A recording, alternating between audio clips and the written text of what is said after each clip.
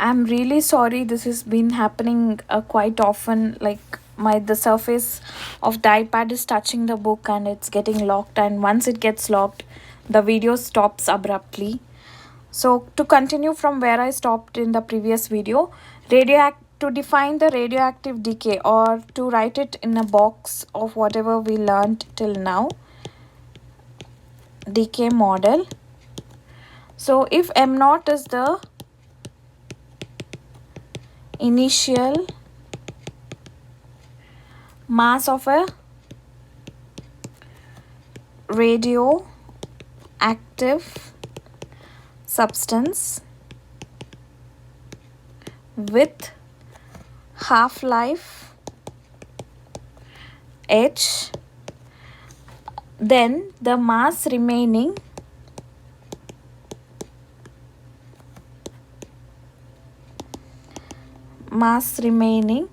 at time t is modeled by the function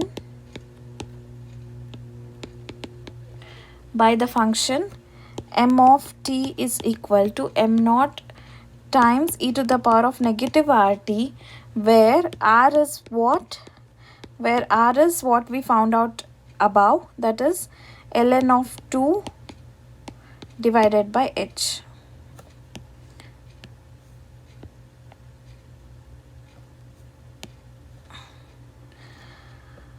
Okay, so now let us see how do we use this model to solve a problem. So I'll do problem number 18 for you. This is an exercise problem. So I'll read out the problem and just chalk out the data as I read the problem. So the half-life of cesium 137 137 is the atomic number, yeah. So that would be equal to the half-life is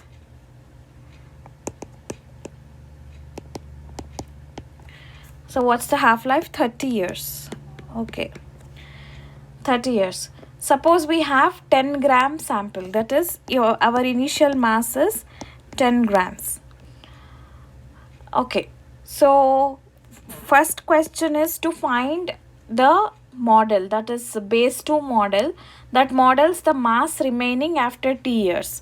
So m of t is equal to m naught times 2 to the power of negative t by h.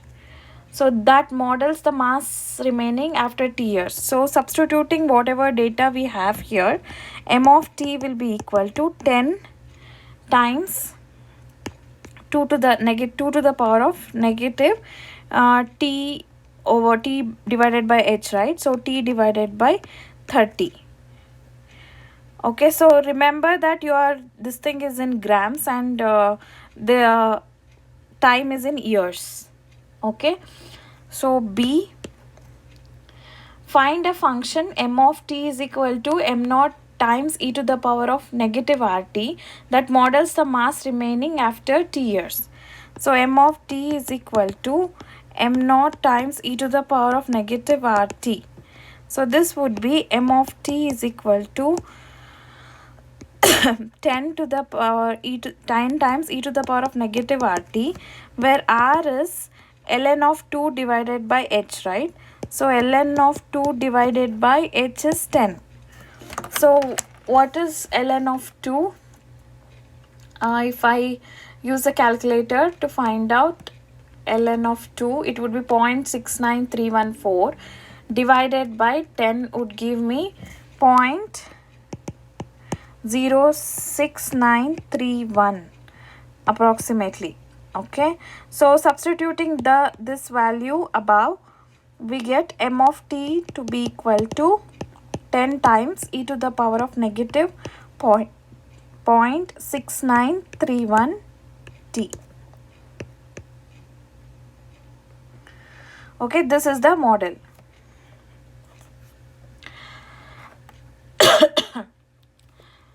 Okay, so model in terms of base E. Okay, now the third question is how much of sample will remain after 80 years. So you can use either one of the model. I will use the first model.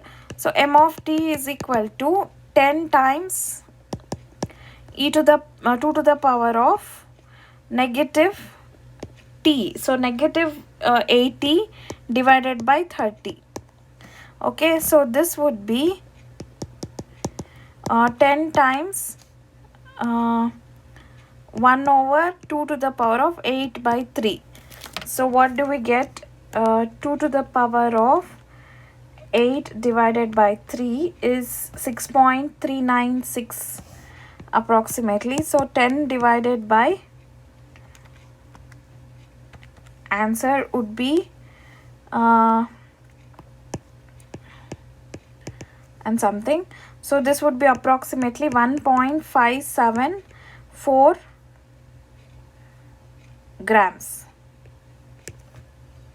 Okay, 1.574 or 575 grams.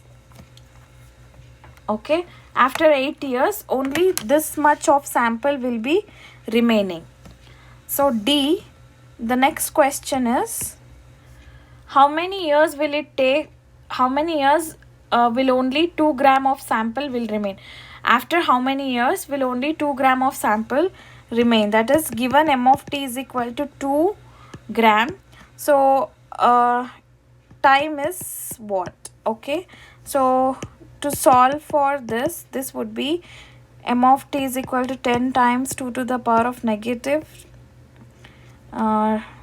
t by 30, correct? So this would be 2 is equal to 10 times 2 to the power of negative t by 30. So 2 divided by 10 is equal to 2 to the power of negative t by 30. So taking taking log on both the sides, we get log of 0.2 is equal to log of 2 to the power of negative t over 30. So that implies negative t over 30 times log of 2 is equal to log of 0.2. So solving for t, we get this to be negative